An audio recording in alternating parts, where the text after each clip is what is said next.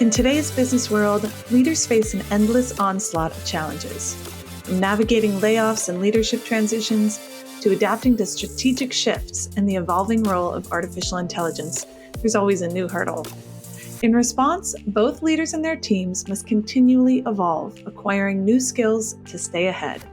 This might explain why coaching has become a highly valued resource for managers today.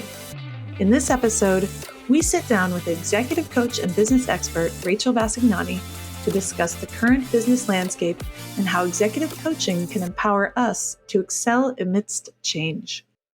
Hello and welcome to another episode of Water Cooler Wisdom. I am Jake Blocker. And I am Rachel Grail. Rachel, it's great to see you another day. Glad to be here. Yes. Today's topic is an interesting one, and I think something you have some experience in as well. Something very near and dear to my heart and my daily activities. Absolutely. And happens to be another Rachel that we're bringing on. So that's also exciting. Double the Rachel. Double the Rachel, double the overthinking about leadership challenges. That's the saying. Well, this one I wanted to ask you as a leadership coach yourself. What came to mind when I was thinking of this topic is how things have shifted since 2020. You know, there's always been some sort of uncertainty, but I feel like after 2020, it's just been to the extreme and we've never had a break. So how's it changed for you as a leadership coach with this? Oh gosh, it's such a good point. I mean, uncertainty has always been a reality, I think, especially for leaders. But yeah, since 2020, it feels like really anything can happen. We're like, global pandemic, major unrest, global unrest, total disruption in the way we think about technology and what's possible. So it is nonstop. And I think the way that I approach it, the thing that is so powerful to me about executive coaching is that you can get skills like collaborative skills and leadership skills. And there's so many amazing resources and books. And I do recommend that everyone avail themselves of them. But now more than ever, as change is increasingly like rapid and intense and kind of emotionally charged for people, it has to be accompanied by an inner mindset shift, an inner kind of resilience, adaptability. And that's something that I think can really be supported by having somebody there to talk you through it. Absolutely. Hold your hand a little bit. So it's this pairing, this inner mindset and outer skill development. I absolutely love it. I think that's a great approach. Well, I think that's also a great segue into our topic. You ready to get going? I am ready to get going. I just think that our guest is brilliant. She's someone I know really well. She's a deep thinker, so I'm excited to talk to her today. Yes, let's do it. All right. Welcome, Rachel. So Rachel, as a leadership coach and consultant, Rachel is a champion of individual and organizational evolution.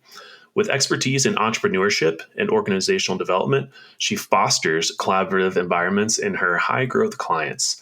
As a founder of Catalyst, Rachel assists early-stage tech founders and venture capital firms in retaining and developing the most sought-after talent in their industries. With 15 years of experience scaling organizations globally, she's held roles such as general manager, COO, and management consultant.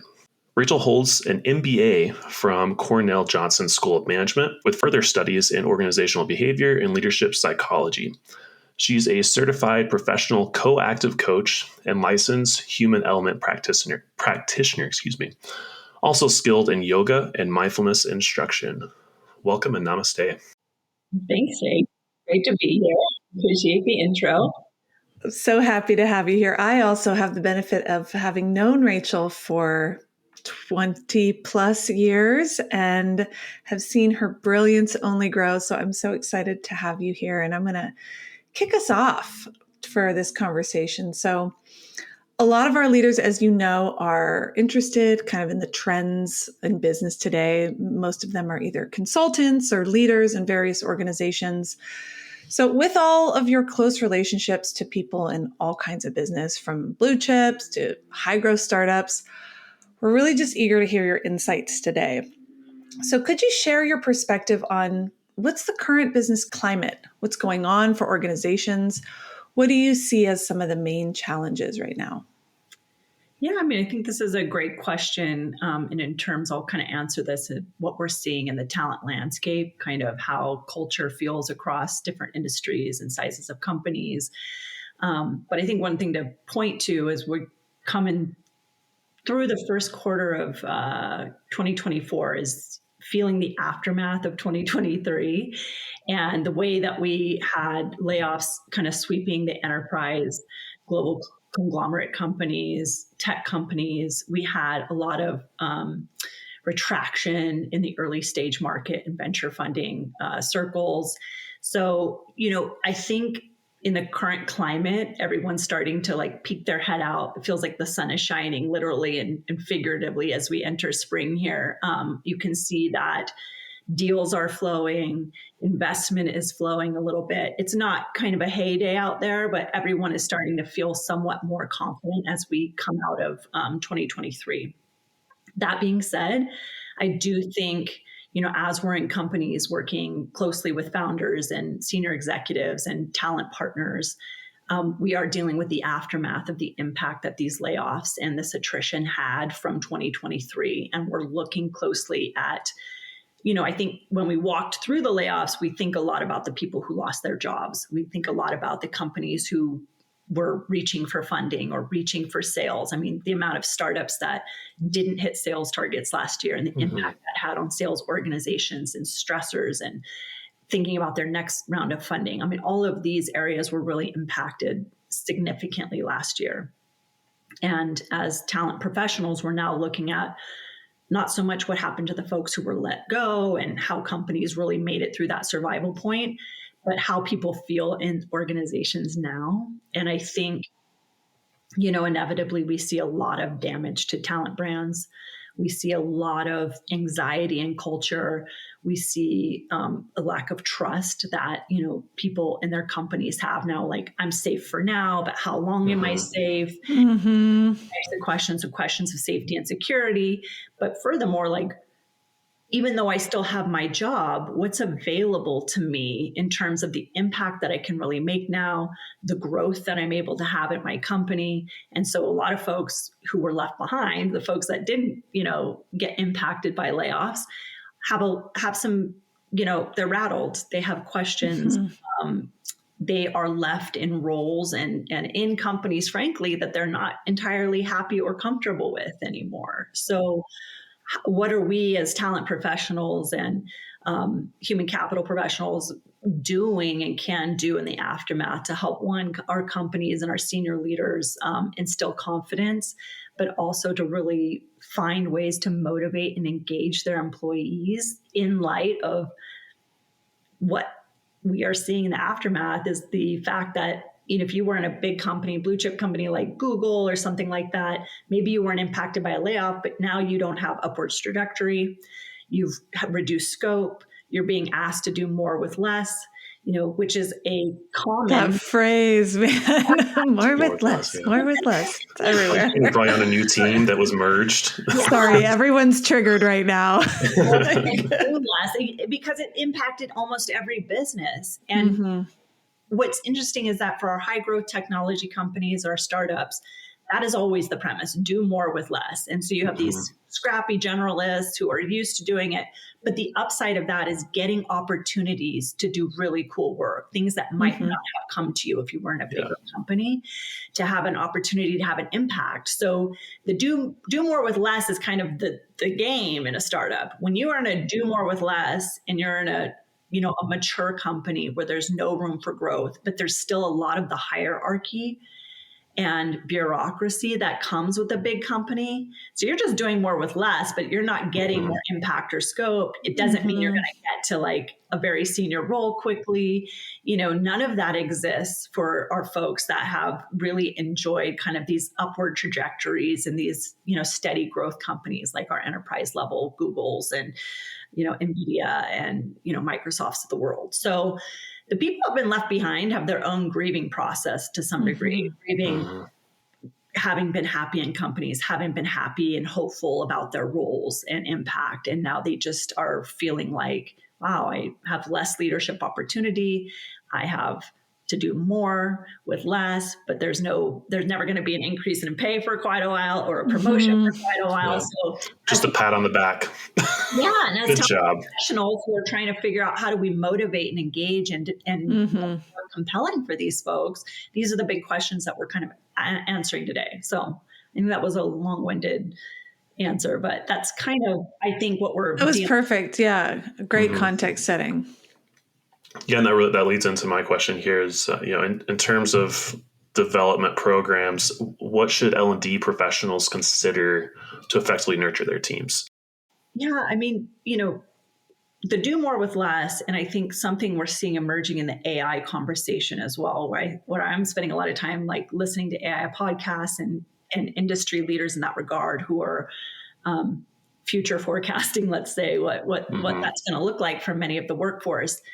We're almost drifting back into a generalist mindset, right? And that is very contextual. In high-tech companies, you're always going to need subject matter experts. You're always going to need people who have deep expertise and deep technology and whatnot. But the do more with less, the be responsive to market evolution, this is requiring, I think, people to figure out how to be more adaptive in the moment, how to be scrappier, how to be more strategic, how to be more efficient and effective in their roles.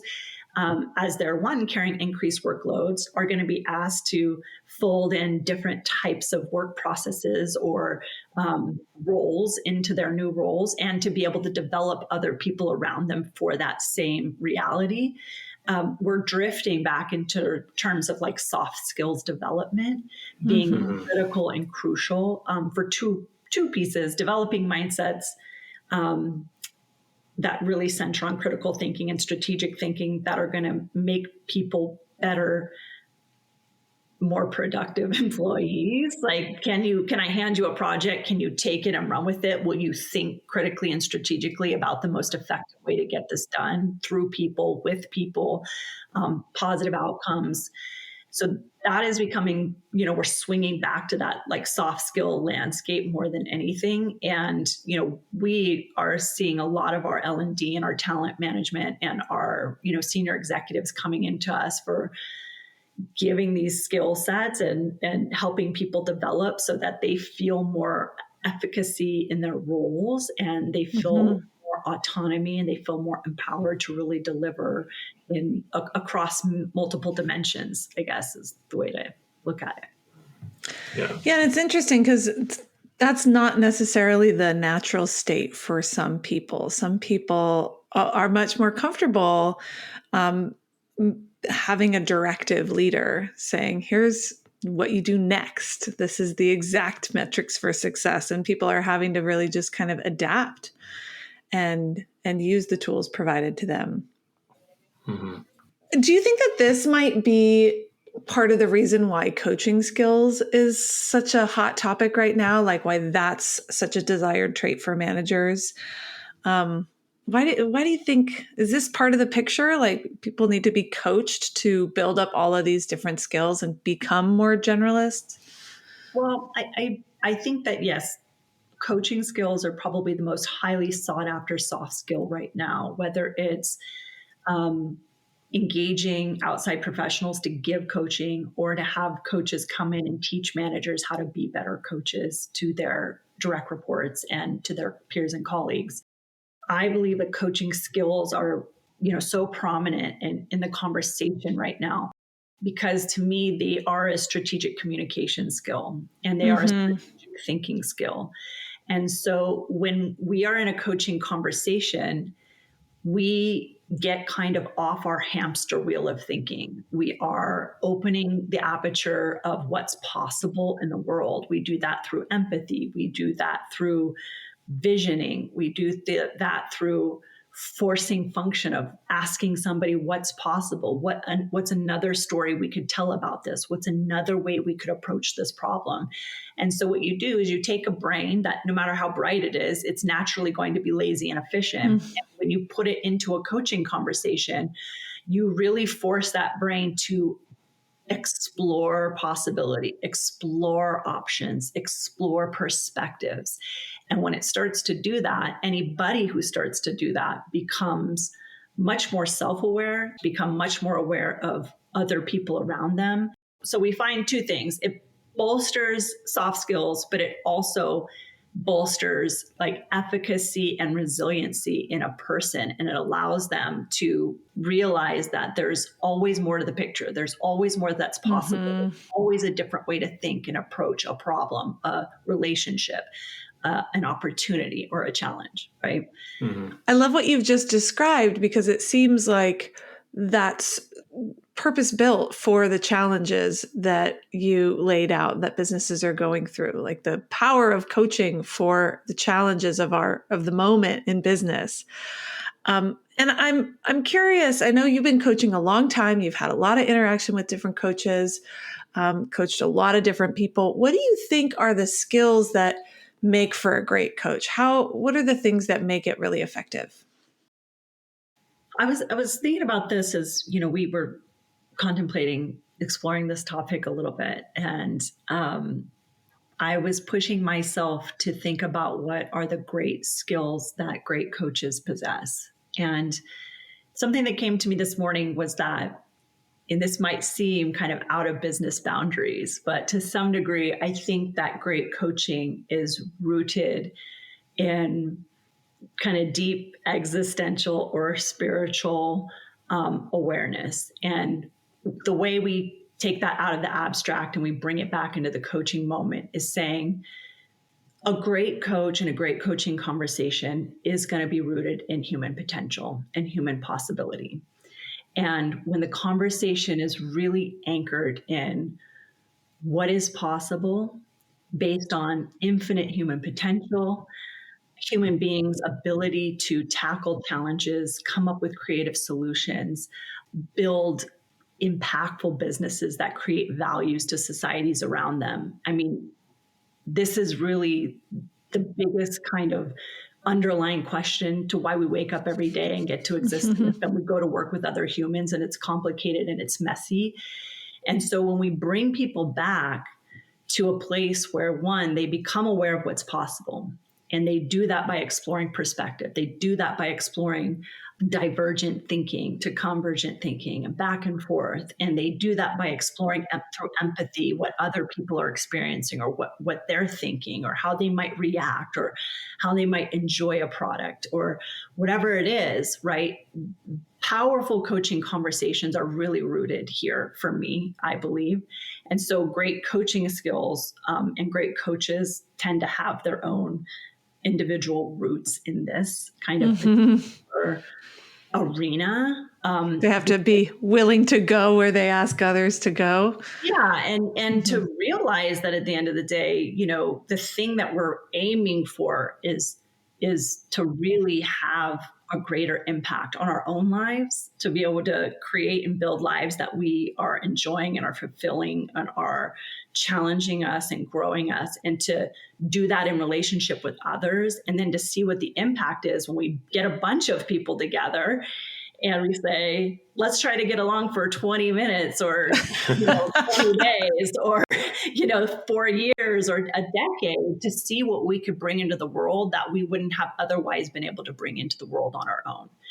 And so, I had a hard time answering that, but this was kind of the answer that came to me. And obviously there are powerful tactical things that we use. We teach peer coaching circles where we teach, leaders in companies how to coach, and they coach each other, and then they get coaching. And so it's like this multidisciplinary learning environment. And you do teach these tactical tools such as active listening, reframing, things like naming it are kind of practical, applicable ways of like coaching skill sets. But really what it's rooted in is deep listening and curiosity about what is happening for the person in front of me, right? Where are they limiting themselves? Where are they holding themselves back? What is possible for them? And inviting them into that curiosity about themselves and about the world and about others.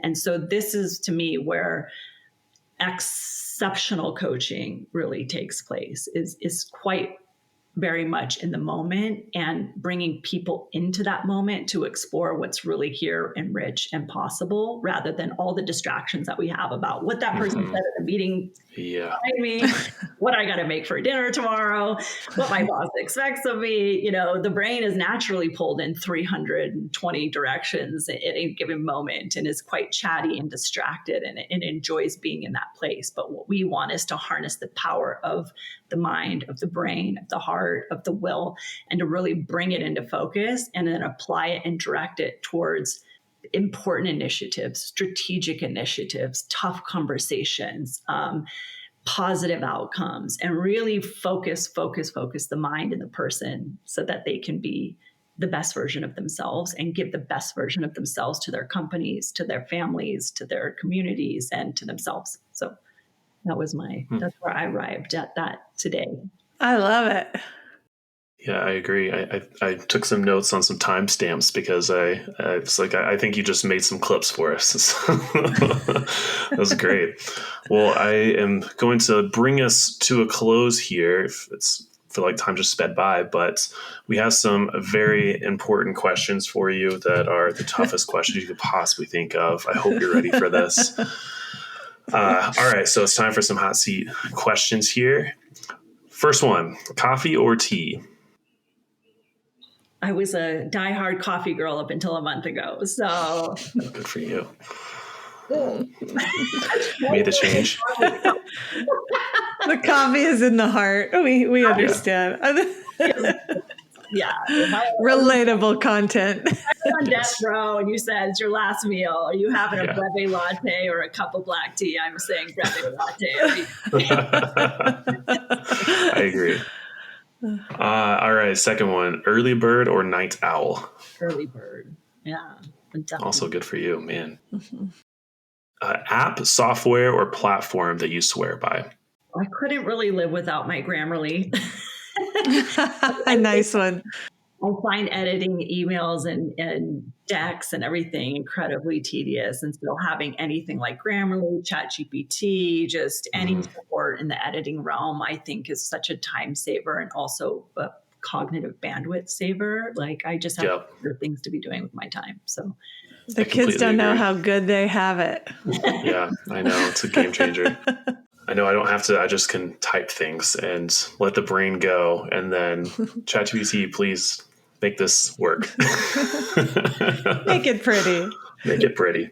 Broad level technology truly making that kind of just impact on just everyday life, which is incredible. Oh yeah. That's so nice. It's going to do. Yeah. What about a book that has made an impact on you? I saw this in the prompt today. I started thinking about it, like what's the most impactful book I've ever read. It doesn't have to be the most. We know there are several. I would say, in terms of my own personal life philosophy, my professional philosophies, everything I've really read by Carl Jung, that's like probably, I love Carl Jung because he always had this kind of psychological, rooted in evidence-based frameworks and research, but really took into consideration the whole person and the whole life. And I think that is so essential to any framework or philosophy, is really incorporating like the mental, spiritual, emotional, physical components of our experience as human beings, and integrating that into everything that we try to do and consider in this life. So I'll leave that there. Nice. Dig it. All right, last question, the most important one. If you could have a water cooler chat with anyone, dead or alive, who would it be and why? I think it's going to sound cliche, right, for maybe in the moment, but I would honestly say Michelle Obama right now. And I'm going to explain that because how I'm defining success in my life, or when I look at success in other people that I maybe want to model or emulate or achieve, there is a beautiful balance in her as a human being, as I observe her, of aliveness and genuine aliveness and owning her own significance, but having boundaries around it. Like, she's willing to give herself to the world, but she's going to dress in the manner she wants. She's going to tell you the truth about marriage and children and lives and success, the good, the bad, the ugly. But she's also going to articulate those things in a way that are incredibly responsible for the impact that our words are going to have. And I think the ability to be authentic and to also own your impact is such a beautiful dynamic, and something I feel a lot of people struggle with, to be honest with you. And it's just an incredible, I think, contribution that she brings to every conversation and whenever her presence is out there and around. So that would be mine for now. Yeah. She's one that knows her brand, knows it quite well. I love that. Yeah, the ability to be authentic and also know your impact. I think that's really beautifully articulated. Yeah. This really irresponsible, brash kind of, and some of that, I won't get too deep into what I perceive. Right. Yeah.